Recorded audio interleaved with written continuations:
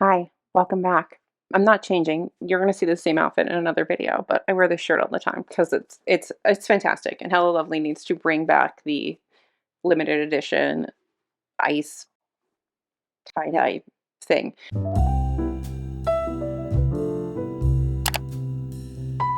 I'm currently sitting in a pile of books from my recent haul video, and I wanted to quickly film this reaction video for you. I haven't done a little reaction video in a while. Every so often I come across videos that different creators have made in the book space where they talk about a topic, and I kind of feel like I would love to have been in discourse with them while they were having this, but that's not how the internet works, so we're going to do it like this, and I'm going to react to it. So this is actually a video that came from Emily Reads Books, who is a newer to me YouTuber or booktuber. She might be new in general. When I found her discussion of the whole Lightlark thing, it was a very good video, I thought, discussing all of the issues at the time about surrounding Lightlark and Alexis, whatever her name is, or Alex Astor, that's her name, not Alexis. That was Alexis Dunn, and that was a whole thing too.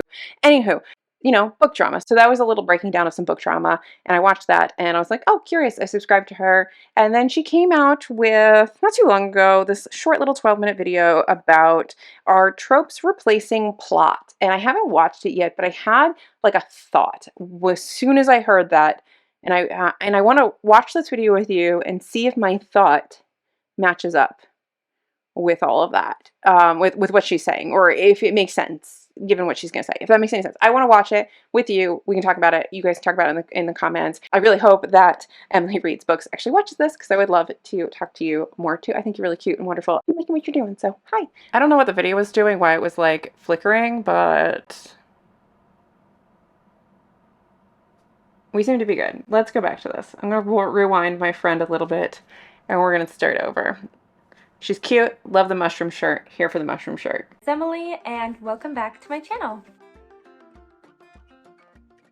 Today I wanted to do another discussion video about tropes and how tropes are being used in marketing for books. But before we get started, be sure to let me know down below in the comments which tropes are your favorite or least favorite to read. So to start this off, let's just talk about, what is a trope? And a trope is a literary device that authors use that is familiar to readers, that is very commonplace and conventional within a story. So a good example in fantasy is The Chosen One. So most commonly known would be something like Harry Potter, where he's the chosen one and he's going to defeat this evil. There are a lot of really well-known ones in romance, like friends to lovers, miscommunication trope, the one bed trope, enemies to lovers, I probably already said that, found family, all these kinds of things. These are all very familiar, conventional things that we use in books.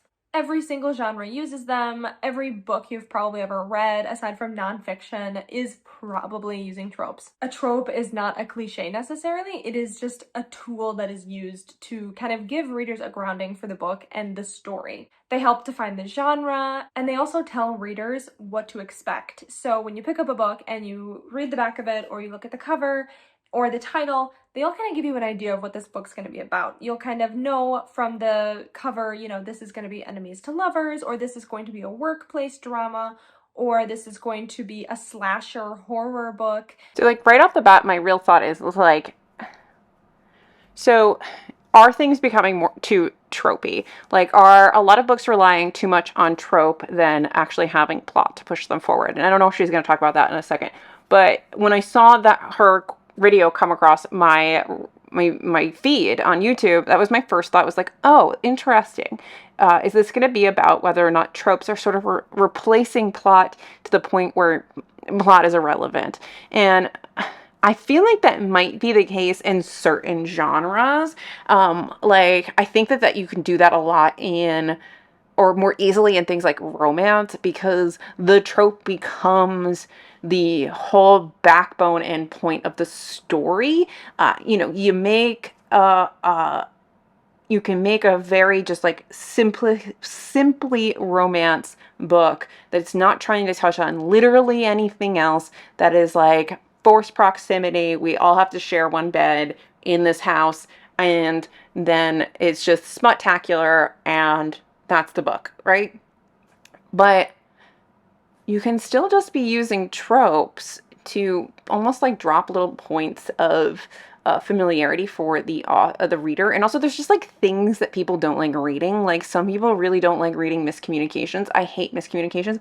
I like when there are miscommunications throughout a story that like make sense and aren't just there because like, oh, isn't that funny that, no, if you just open your goddamn mouth, it would be fine. I don't like those kinds of miscommunication tropes, which is very heavy in the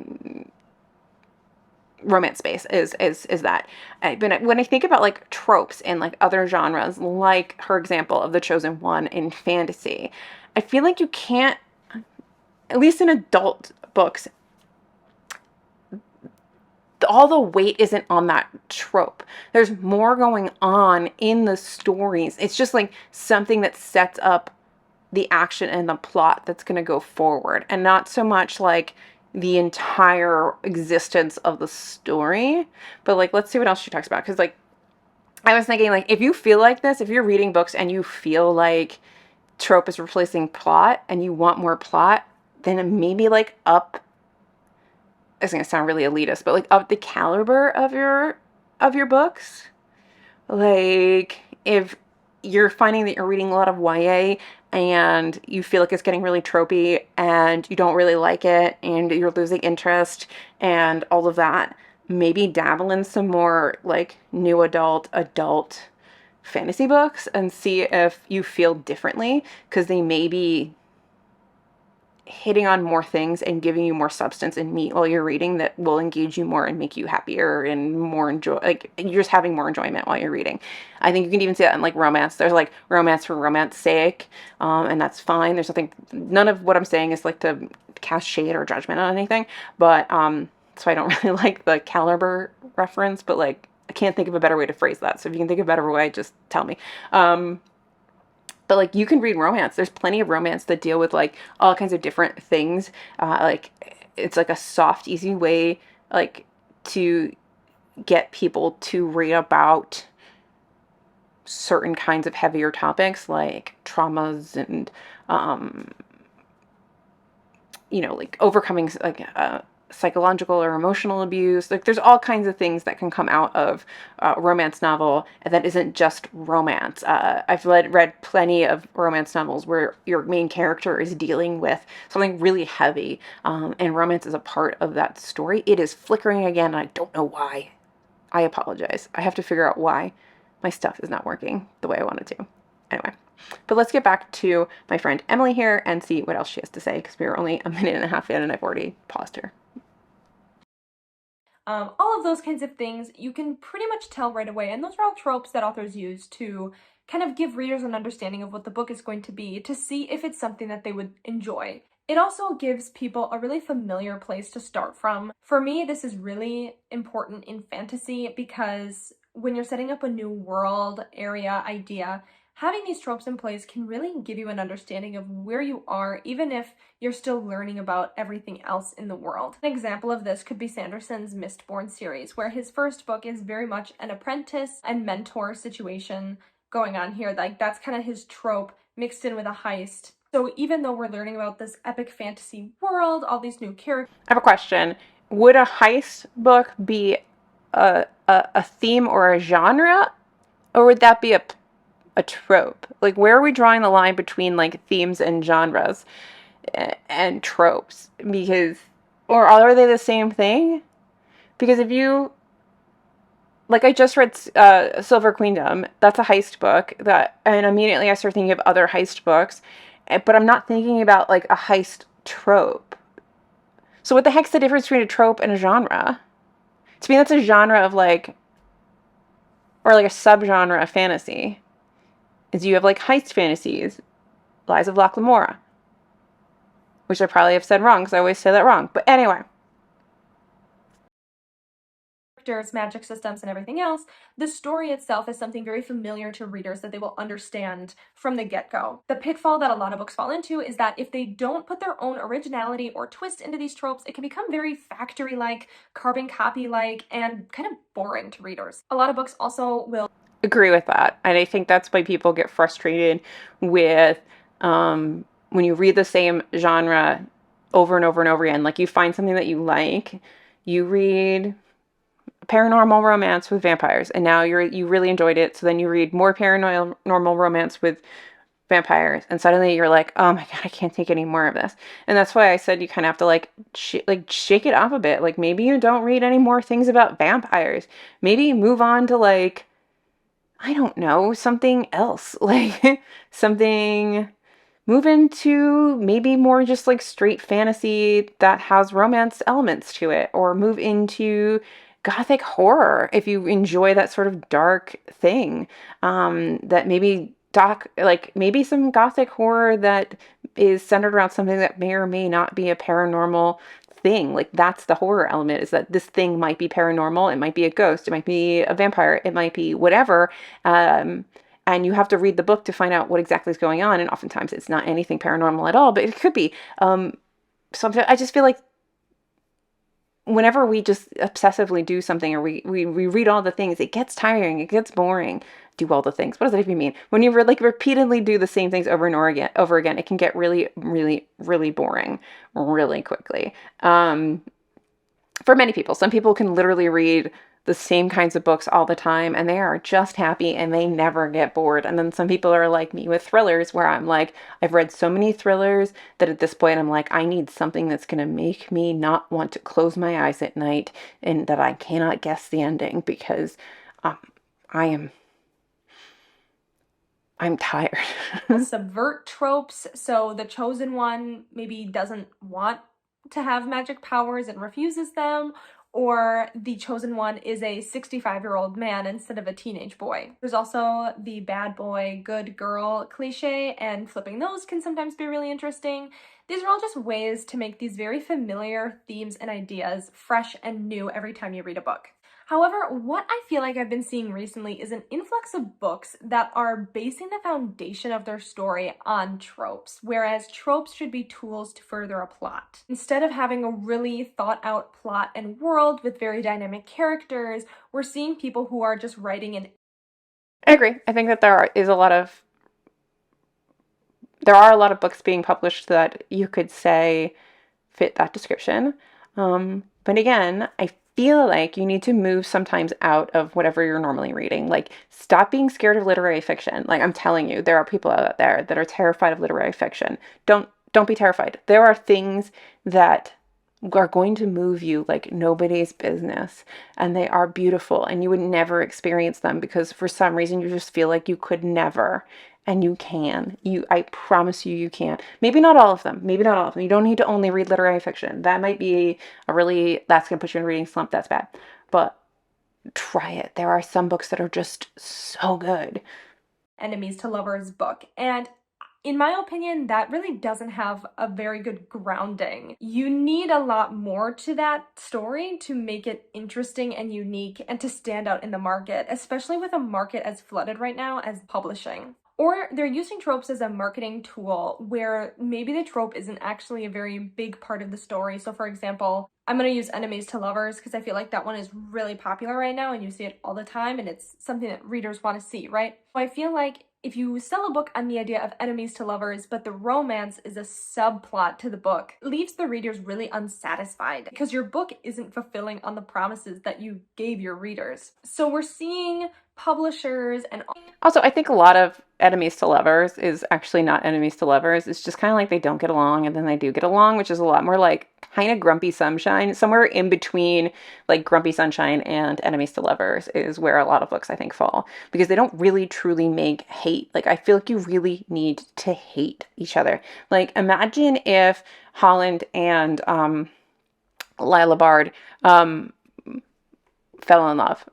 That would be enemies to lovers. That is not how A Darker Shade of Magic goes. But imagine that somehow they ended up at the end of that trilogy being in love. Yeah, you are truly enemies. And where are those books? They exist, but a lot of the books that rely on this trope, I don't think really are truly being enemies. And people are talking about this a lot. But I also think what she hopefully is going to touch on is the amount of books that are getting pushed through TikTok, which is fine. BookTok is doing what BookTok is doing. Capitalism, yay. But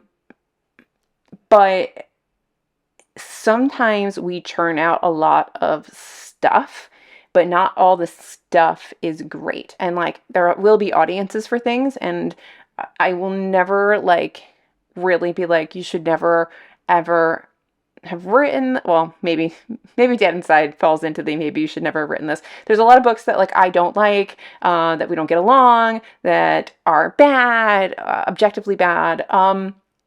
But there are people who are going to love them. Like, that's my opinion. Everybody has a different opinion. Everybody relates to books differently. There is no one true taste, to go talk about, like the Barnes & Noble CEO. What is taste? Taste is whatever you freaking like. So you elitist bastards, sit down.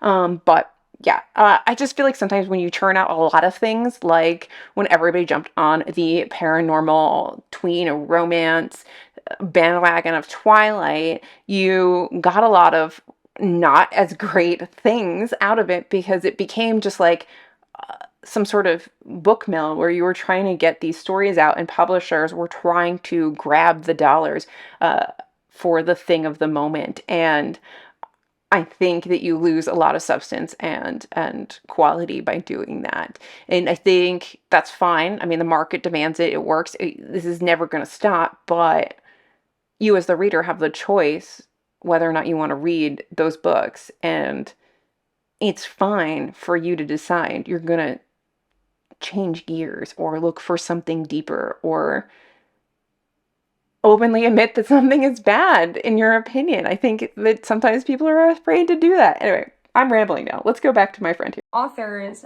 promoting their books as, you know, this is enemies to lovers and this is going to have the one bed trope and all of. Oh, that's what I was going to say. I think a lot of times BookTok relies heavily on promoting books based on their tropes, because how do you promote a book? You can't talk about everything that's in the book. There's no movie clips. There's no sound bites like there are with songs. You have to like discuss something that's in that book, and that certain people gravitate to certain tropes. So yeah, you're going to push these tropes on TikTok, whether they are a major part of the book or not, whether they are done well or not, because you need to capture an audience, because this is how books are selling now.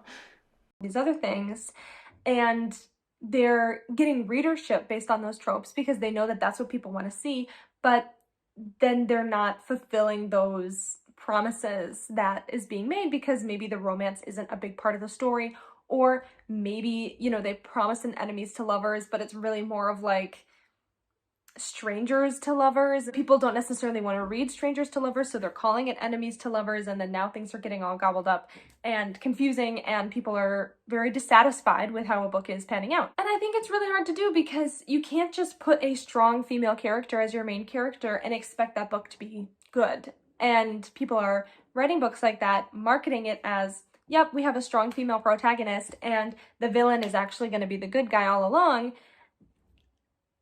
And then now, not only have you given away most of your book, but also if you don't have developed and interesting characters, it doesn't matter that you're putting in these tropes. Like, the book won't be interesting, it won't be good, and people are not going to like your book. So for ding, ding, ding, ding, ding, ding, ding, ding, ding, ding.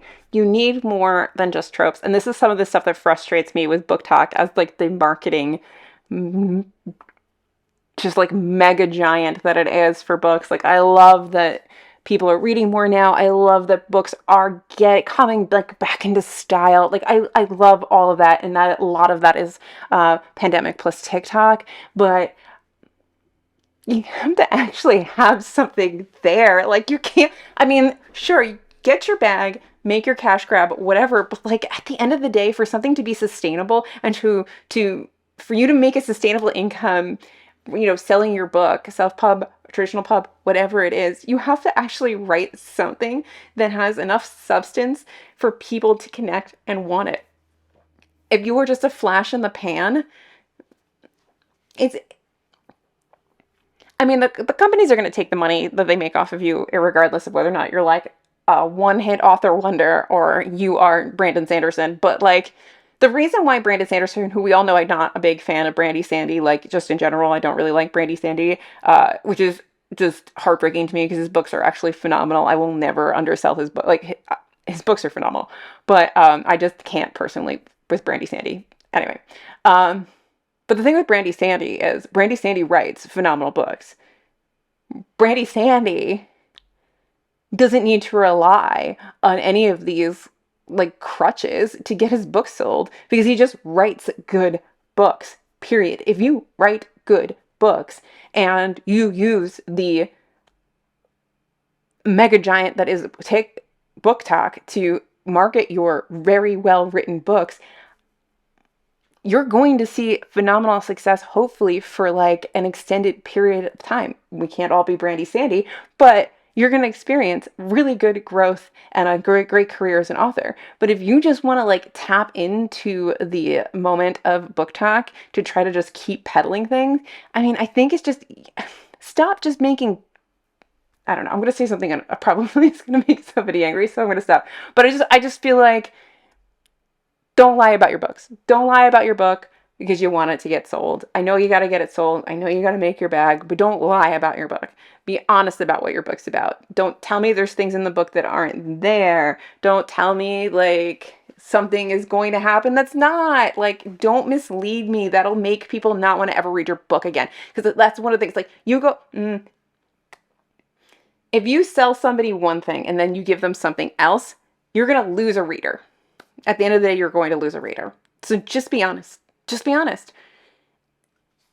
And if you really want that trope to be in your book, write it and write it well. Write it the best you can. And that's it. You want to write a heist story? Write a really good heist story. You want to write an enemies to lovers? Make that a really good enemies to lover with fantastic banter and good tension, and make that slow burn and just do it. Like, really commit to it. Don't just tack on things to sell your book because you are going to lead readers. You're going to piss people off.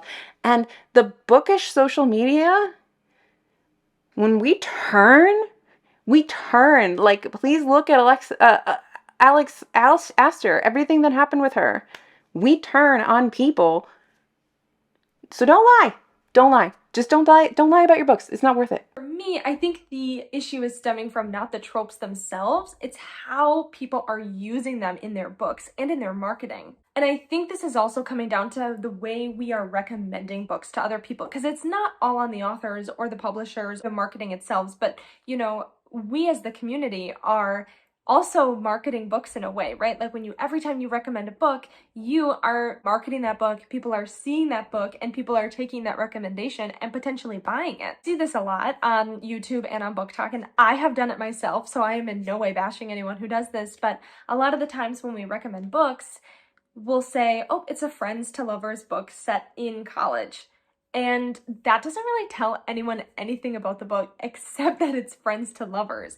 And something I hadn't even thought of is that a lot of times that's a spoiler for the end of the book. I mean, I know we read romances because you want them to end up together or you want to follow the journey of this individual. It's friends to lovers kind of is telling you the entire idea of the whole.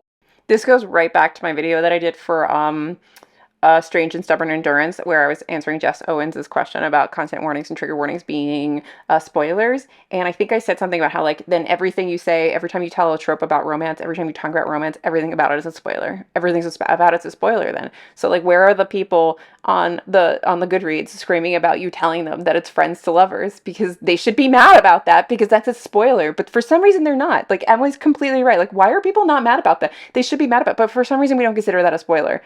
I don't know why, because it totally spoils things for people, but maybe that's not something people care about having spoiled.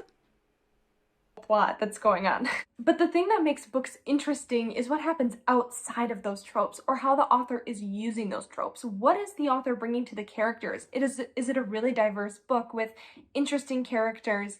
Is it set in a world that's completely unlike our own? You know, what is happening outside of the friends to lovers romance that makes this book stand out and interesting to unique readers? I noticed for a really long time, especially in like 2020, 2021, is that everyone was reading Six of Crows, which is a fine book. I read it. I liked it. But anytime someone was recommending a heist or a found family book, they recommended Six of Crows. This is the thing I hate, and publishing, I think, is a big part of this. I just keep cutting her off. I'm sorry, Emily. I know you're not here. I'm sorry. I'm going to keep cutting her off. I'm so glad that you're having this virtual discussion with me. This is one of the things I hate about publishing too, because they do this, because they have to try to get the readers. I understand why publishing does this on the blurbs in the back of the book, is that you kind of want to give the readers some context of what the book's going to be about. You want to kind of grab an audience, so you end up comparing a book to another book, and like Six of Crows, and I think about Gilded Wolves, where everyone kept saying that Gilded Wolves was Six of Crows, and it's not. It's not the same book, and they're very similar in the sense that you have a group of people that come together, they make a family, and they have a heist, but they're not the same book. They're very different books. The heists are very different. The motivations are very different. The stories are different. And I feel like you undermine the chances of the next book when you compare it to some really well-loved and beloved book. Those are the same words, Alyssa. But when you have a fierce fandom, like Leigh Bardugo has a fandom, and when you say another book is like that fandom, people start looking for the as close to literal comparison to that book as they can. So as soon as you say Gilded Wolves is like Six of Crows, those readers are looking for everything they found and saw in Six of Crows, and they want all those feelings again. They want to relive all of that. There is no nuance. That is what they want, and it doesn't happen. And we do the same things too. So and we learned that from publishing. I 100% believe we learned that from publishing, and publishing does it because they want to make their money, and so they need to try to find their audience, so they stick in some book that they know was popular, and they say, it's like this and this. It's Mexican Gothic meets Wizard of Oz, and oh look, you've got a freaking audience for whatever this crazy weird book is, that Mexican Gothic and Wizard of Oz. I don't know what that is, but if someone wants to make that mashup, go right ahead. It could be interesting. I don't know. Back. Even if it was nothing like that book whatsoever, because that is just how we were recommending books to people. And the thing is, that's not really a great way to recommend books to people, because is it the found family that they liked about it, or is it the diverse characters, or the overall mood of the book? Like those are all things that come into play when you're looking to recommend a book to somebody. So I think using tropes as the main way to tell someone else what a book is like, or if they're gonna like a book or not, I don't know if that's the best way to do it. And I could be wrong, but that's just me. I just don't think it is. And I think this is bleeding into why BookTok books end up being really overhyped and disappointing to a lot of readers, because they're promised one thing based off of a trope that they love, and it's just really not living up. Yes, yes, yes. BookTok overhypes. And I think it's also the function of the beast. So like TikTok is the kind of thing. It's a social media thing where you can, it's hard to go viral, but it's easy to go viral. Like once you're big, you go viral, it takes off. It's like, a snowball rolling downhill. It's just getting bigger and bigger and bigger and bigger and bigger. Once you go down the hill, once you get that momentum to go downhill, you're going to be huge. But if you get to the bottom of the hill and the snowball is not even a snowball, it is just fluff, then people are not happy. They were expecting a snowball and they got fluff. I don't know what this analogy is, but I think you understand what I mean. And people aren't happy. And this is why there's a lot of us that are like, I don't trust BookTok recommendations. I think that like smut, I will keep saying this, I've said this a few times when we talk about BookTok. I think that smut talk and regular BookTok are sort of two different beasts. I think that I think the romance world is its own beast, and it will keep chugging along. Romance supports so much of publishing. Romance is buco dollar industry. Like, romance is its own thing. But any other books that come up through BookTok, I feel like we get sold a bill of goods, and they're just not good. I don't know why they're not good. I do think that BookTube recommendations, if I had to rank the social media recommendations, I think that like BookTube recommendations are the best, simply because you have a long form video where you watch people talk about a book, and you can follow people for a while. You can see their taste. You can see the different books that they do and don't like. You compare it to yourself. You get a lot more data input, so you can make better decisions. Plus, you can kind of tell when someone's bullshitting you a little bit, unless they're like some sort of sociopath. Like, you can tell when someone's sort of bullshitting you on a book. For the most part, like when someone's really raving about something, you can pick up on whether it's genuine or not. And I feel like BookTube gives you the time and the connection to be able to start to suss that out better than some of the other shorter form social medias that we have for like the bookish space. Let me know if you feel the same way, but that's how I feel. I feel like BookTube recommendations tend to be better for me than like any other recommendation. Up to it. A good example for me that I personally think this fell into is the Atlas 6. I liked the book overall. It was fine, but it was nothing like people told me it was going to be. I was told that it was going to be a dark, almost gothic book about the Library of Alexandria, and I just feel like that's... Yes, I was so disappointed by Atlas 6, and I found the story sort of tedious, and I'm really interested in, so I have the audiobook from Libro for when they like relaunched it as a like traditionally published book through Tor, and I really, really, really need to do a reading vlog for you guys where I reread the Atlas 6 with my original self-pub copy and listening to the audiobook to see, one, if there's any differences, if they changed anything about the story, because I'm very curious about that, and two, to see if I like it any better. But like, this was not the book that y'all told me it was going to be, and I was disappointed. I feel like it was a really interesting concept that a better skilled author, not to be mean to the author because I think the author is fine, it's just that some themes, tropes, plots require greater skill sets than not everybody can write the idea that they have in their head, if that makes any sense. Like, they can write other ideas brilliantly, but certain ideas really would do better with like a different author writing them, just because their toolbox is different and the outcome of that toolbox is going to be better. There was a lot in Atlas 6. There's a lot that she's trying to do, and I just don't know if at this juncture she has all the tools in her toolbox to make that the best manuscript that it could have been. It really feels like it needed a few more either edits, a better editor, or just a different author, maybe a little bit more seasoned or something, could have written that book, and it would have been a little bit better. But it was not the book. I agree. It was not the book that everybody sold me. Not what it was at all for me. I thought it lacked in plot, and there was just nothing happening until the end, and everyone made it sound like it was going to be like exciting and thrilling and that they were all going to be like fighting to the death, and that is just not how the book was delivered whatsoever. But because of the way people were promoting it, using these different tropes and ideas and using buzzwords to promote the book. And also, honestly, the Alice Astor book, I haven't read it, but it really gives me like heavy Atlas 6 vibes when they're talking about these. I didn't have like Hunger Game vibes.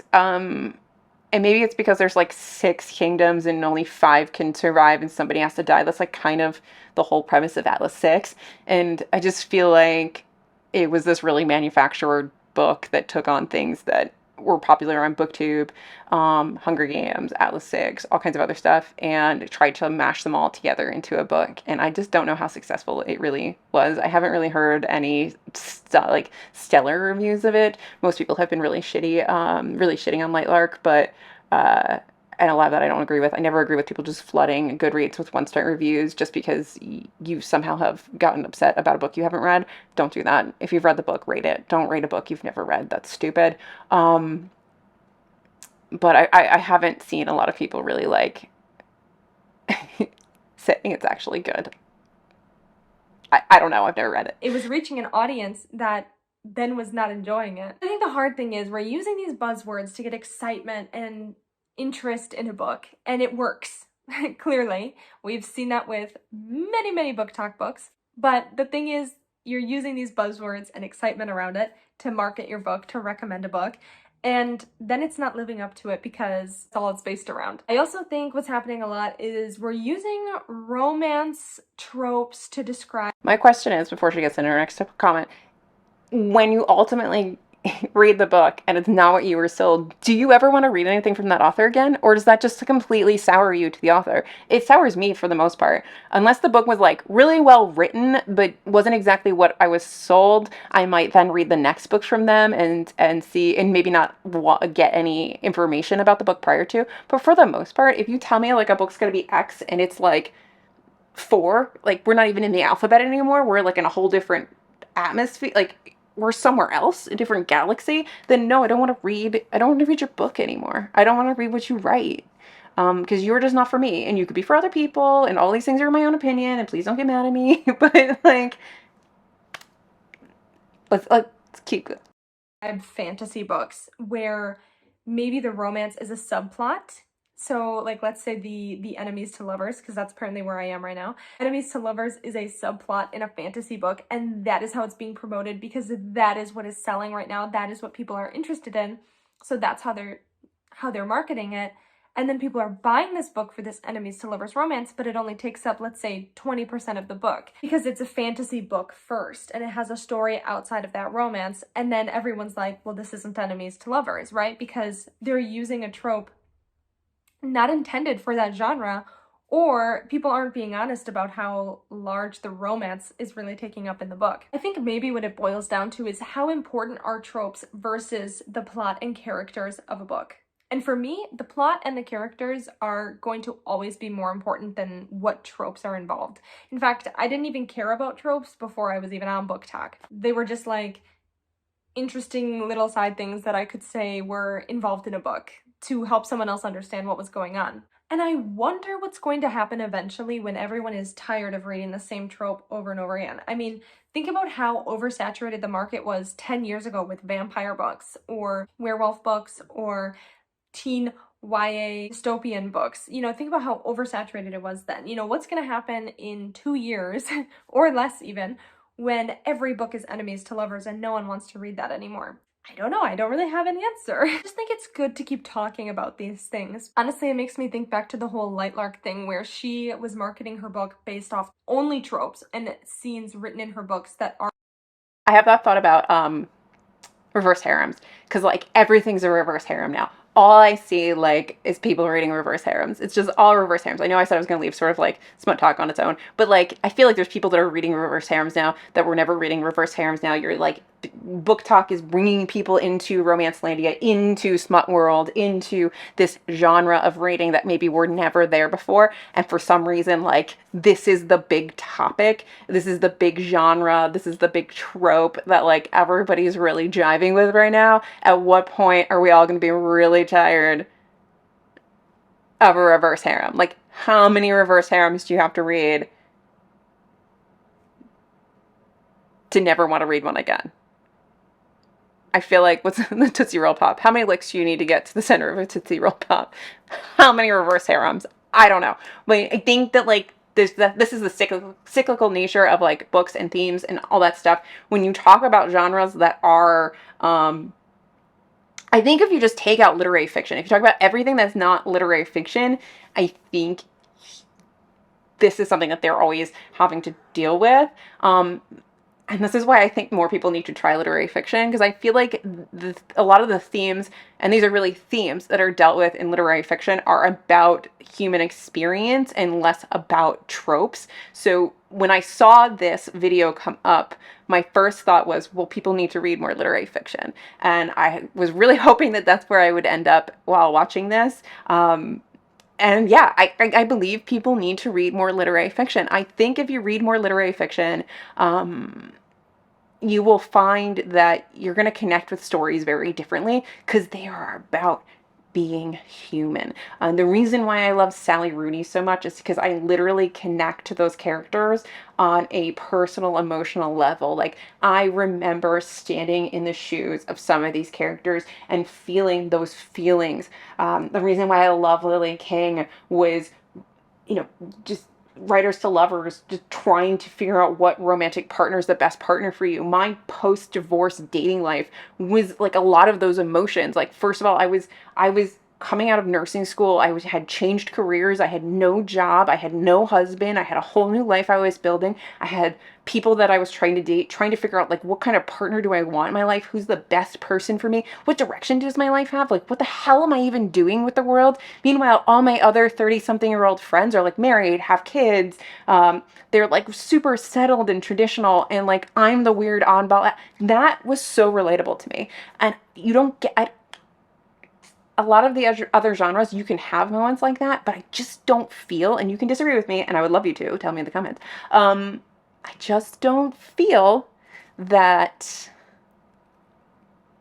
it's the same. And I don't think that it happens with as much frequency, that relating to like human behavior, emotions, experiences. Um, that is such a more like literary fiction sort of experience. And read more literary fiction, my friends. I read plenty of fantasy and all kinds of other things, and you don't need to just read literary fiction. But I encourage you, if you haven't, please do. Please read more. You will be surprised. Are also based off of tropes. And first of all, how well it is. I mean, have you guys seen how much this book has sold? It's crazy. Even with the hate bombing on her Goodreads, which is just, that's a whole other thing. I should do a part 2 to that video, honestly. But what's going to happen when eventually that doesn't sell anymore? Are we going to find new tropes to kind of fall into and fall in love with until we get bored of it again? And then I think what's happening is these books are underdeveloped. They have tropes that they're standing on, then the characters are under. Yes, please do a part 2. Again, if you haven't watched her original video on the whole Lightlark thing, I really liked it. I think it's a good video on it. I really enjoyed how she broke that down. Developed, because if you know one is the enemy and one is the lover, then do you need three-dimensional characters? Is that what people are still looking for? Are they just looking for an easy romance where they don't have to think so much?